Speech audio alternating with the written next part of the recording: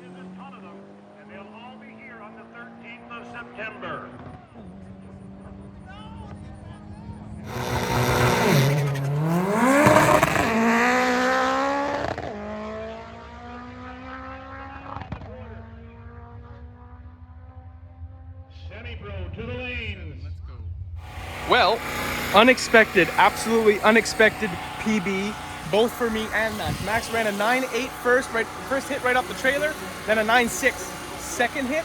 So we're doing decent. I got a PB, very small, but a .02 PB. My personal best is a 10.78. We just ran a 10.76 and an extra mile an hour. My old one was 132. This one was at 133. So, wow. And at Lustville, not Nappy, at Lustville. So we're starting to get this this new turbo setup dialed. But I've always had a smile on my face racing. Well, now I have a enriched smile on my face. We finally got a PB. But I think we need a new turbo again because this one is puffing oil. Not the worst thing, but let's get it done. Actually, you know what? I'm gonna check the shaft play right now. She's not gross, but maybe need a seal job. But we ran our PB. I'm so happy. Anyway, I'm gonna pack this thing up. Oh, PB. All right. Next shot, probably messing around with this thing. We might go race this thing in a couple weekends, but anyway, put it on the trailer, ran a PB. Let's go home.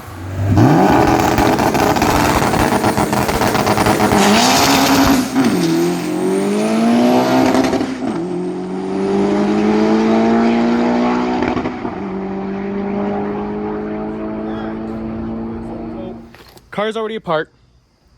It's working perfect, or no, I just ran a PB. So let's take the whole thing apart. So that's what I'm doing right now. Draining the oil. I'm gonna check the oil in the tranny, see what it looks like, see if I see any major chunks. Drain the oil in the engine because I do literally one track day and I drop the oil. So I'm gonna go get the tripod. I'll just drop the oil. Will I get the tranny out tonight?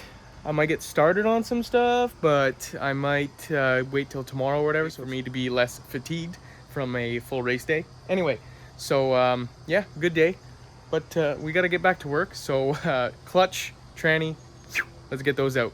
Is it gonna be now? I'm not sure, but definitely in the next couple shots for you guys. Let's get to work. First order of busyness, I'm gonna be dropping this transmission oil.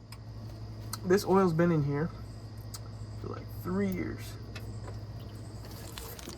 Oh, she's nice. Yeah. So, perfect. Taking the car apart, got my boost pipes here. Taking the wastegate out. This line to the bottom of the gate was not plugged. It fell off my T here. So that means this was only going to the top of the gate. That's why I made 32 pounds, or 33 pounds that time. Might leave it like that for the race. Okay guys, tranny is out. I did not film myself taking the transmission out because there's only a few people that have seen me take a transmission out, but even putting one back in is even worse. But if you see me live doing that, it's quite the show. A lot of swearing, quite intense. Anyway, tranny is out. I'm gonna bring this thing onto a table. I think I'm gonna build it outside. It's nice. It's not 60 degrees anymore. We passed that stage of the summer, I think, and I hope. So I'll get the transmission out. I'll put the engine not kinked like this. This is kind of on the bad side. The exhaust is just hanging there. Not too sharp, hitting my firewall and stuff. Let's not leave it like that for probably a week now. Anyway, let's get this off. Oh, we'll also take the clutch off and we'll do a little inspection on that. Anyway, I'm gonna clean up this pile of parts. And anyway, so we've turned a 10-second car into a 10-piece car. It's no longer a 10-second car. It's a piece of metal now, or multiple pieces of metal. Let's get the transmission disassembled and see what she looks like inside. Okay, clutch is out. Let's go to it. I can't believe it ran a 10.7 with that clutch, but I knew something was off. It was sticking, it was slipping, it was sticking, it was slipping. I guess it's stuck enough for the 10.7, but let's go see this thing. Yeah, I already mentioned the transmission's out. Obviously, if I got the clutch out, the transmission's out, but okay, a little bit of heat marks. A little bit of, oh, the clutch being gone marks. Completely chipped away, completely chipped away, completely chipped away, completely chipped away. Other side, same stuff. Not as bad, but still terrible. Right at the rivet. And then a bunch of heat marks on, and some glazing. Yep. So I was right. We're due for a clutch. Now it's gonna be time to take the transmission apart. I am gonna probably tilt it. It did drain for quite a bit, but still, once I get the transfer case out, some extra oil is gonna come out. I'll put a drain pan so she don't go all over the place. Then I'll put I got my little table set up right here. I used to build them on here, and it's nice out, like I said. So we'll just continue doing it the old school KSS way, just outside. Build the tranny outside. I have no issue doing that, so we're gonna do it that way. Let's get the tranny on the table, and I'll start disassembling and see what the synchros look like. It shifted fine at the end. Maybe it was just the clutch. If the clutch doesn't work well, it doesn't shift well. So if I didn't damage the synchros enough, and there's not a bunch of metal shavings, which I didn't see in the oil, but on the magnet inside, if we see something, we'll put some new gears. If not, might just run those again. Just to be safe, there's a lot of passes. I might just end up putting some gears anyway and just trash those. They're cheap, they're readily available, CRV. If I see them, I take them. So let's get to disassembling the transmission. Let's go. Okay, let's see what a 3-year-old transfer case looks like before we take a 3-year-old transmission apart. Well, 20 plus years old, but in service doing crazy dumb shit for the past 3 years. Okay, that's decent. That's good news. No crazy damage.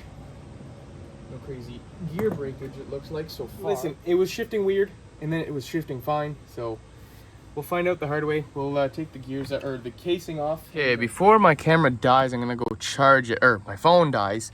Let's do a little quick look on the synchros. Oh, can't get that one exactly like that. Hold on, pull that up for you. Oh, is she gonna go or what?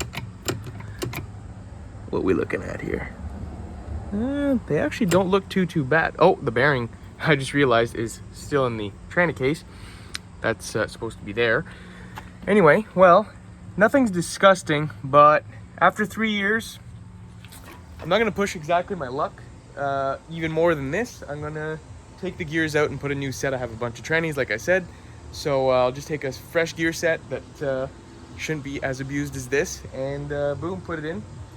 And we'll have some fresh gears for the event in 2 weeks.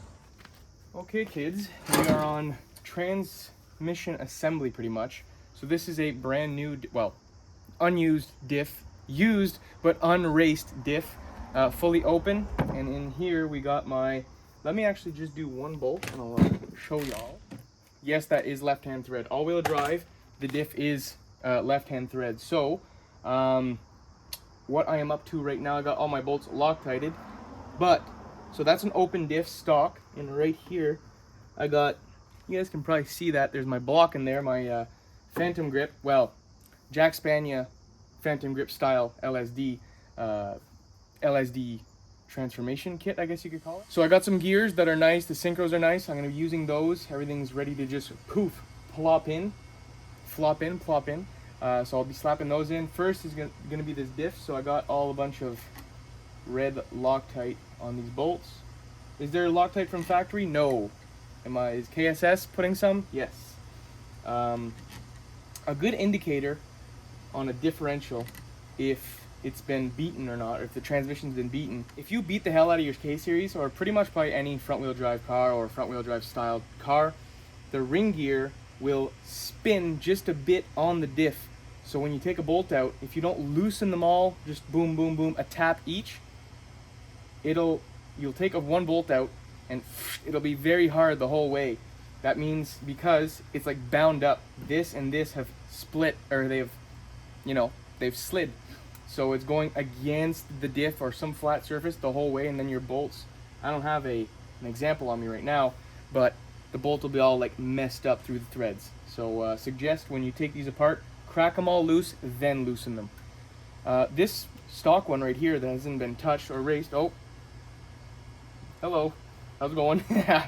This one that hasn't been raced here, all the bolts came out loose nicely, so that means hopefully this thing was granny shifted, not double clutched like you should, and it wasn't beaten. It doesn't seem to be. This ring gear is nice, the gears in the transmission are nice, so buddy's trying to get in the video. Oh, I guess, well, I got assistance. I got an assistant now. Anyway, okay, yeah, don't eat the Loctite. Okay, I'm gonna put this thing back together. Put this diff in. I'm gonna tighten these. I'll show you how I torque them too. So how I torque them is, I hold them, and yep, there's the cat. So I just hold them, and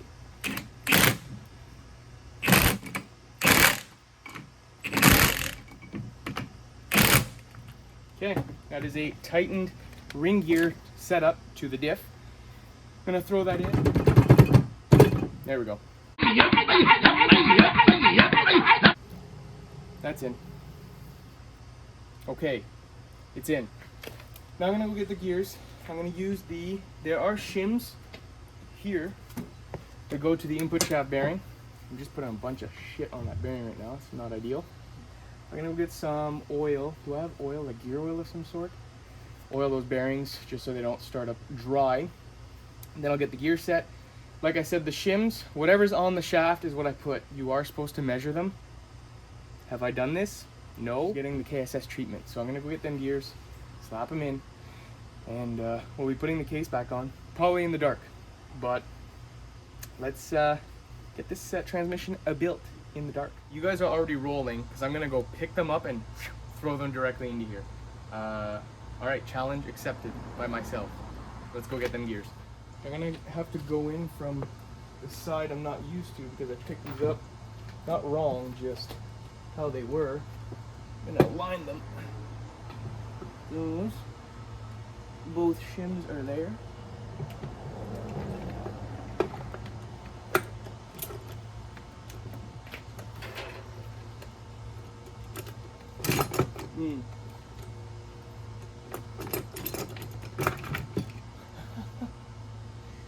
It's almost as if I've done this before. Okay, that seems legit. Put her in neutral. Okay, let's put the reverse.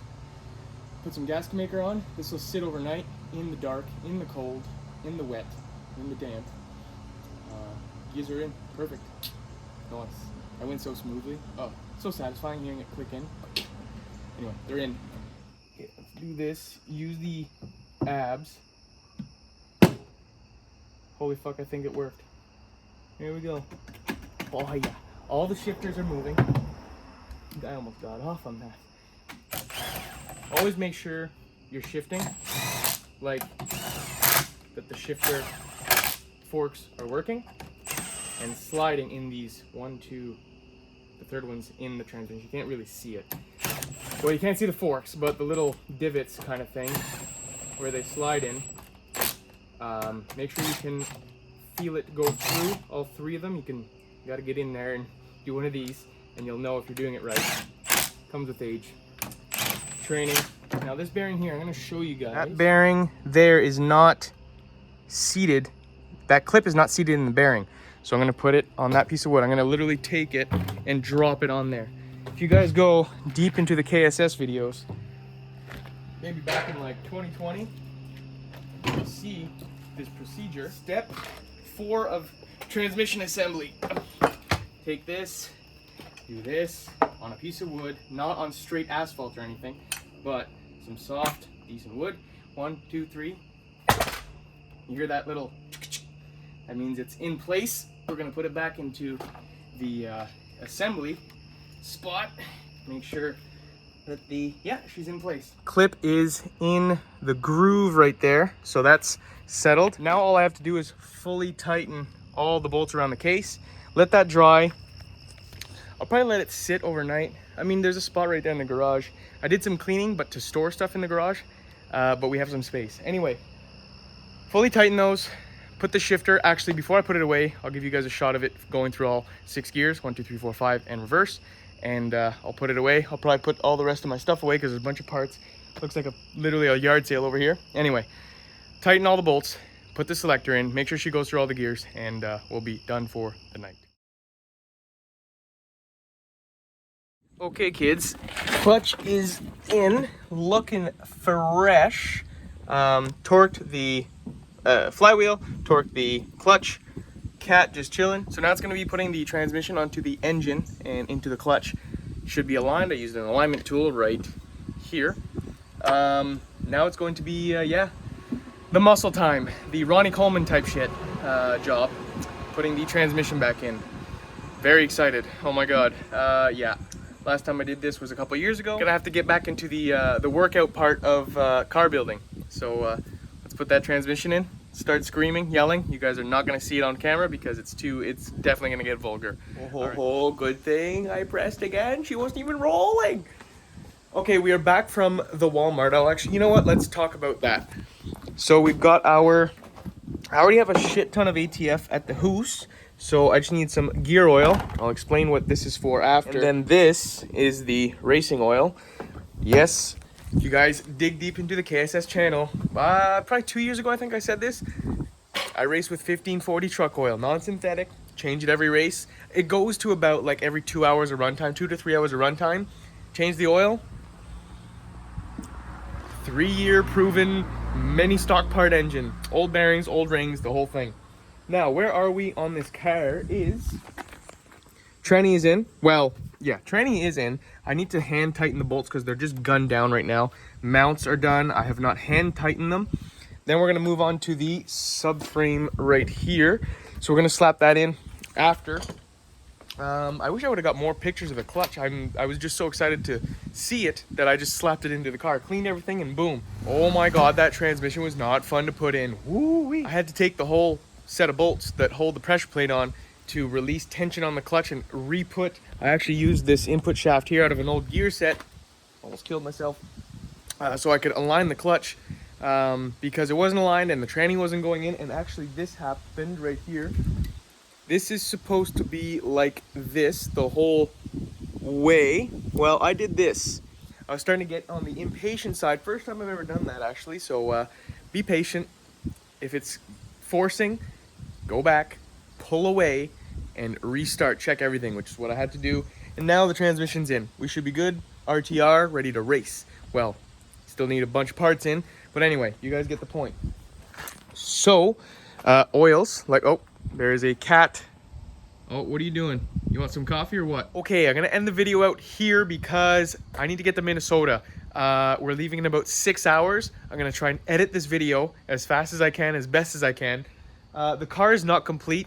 Still got that right side of axle, wheel, like the knuckle and the whole rolling assembly that actually drives the car. Need to put that back on. But other than that, it is quite assembled, like I said in one of the last shots. But even if I did get it running for this episode, like I said, we're going to Minnesota. We're going to Heydays now. So I got to take all the footage and do all that stuff so I could delete it and then film for Heydays. So we're going to get that done. So hopefully you guys enjoyed this episode. Max's PB, my PB, very small, like I said. Yeah, so let's try that clutch. Yonaka, I put the shirt on for the outro. Yonaka clutch is going to be the next 7th gen video. That's going to be the new update on the car and gears, but like those are not changing. I did not end up getting a gear set that I was looking at. The guy wasn't answering his phone, which would have been nice. So next video coming up is going to be Heydays. I'm going to film some footage on the way there. Me, Kyle, Chris, just messing around in the truck, whatever. The actual trip, the swap meet, some grass drags, some fun stuff. Yeah, and then after that, we're aiming to go to a race with this thing, the 7th gen. And that'll be with the Yonaka clutch, like I said. So, yeah, just upcoming content for you guys. Just trying to keep it pumping and pumping. So I'm going to go edit this video and get it out ASAP. But yeah, hopefully you guys enjoyed, and we'll see you in the next one.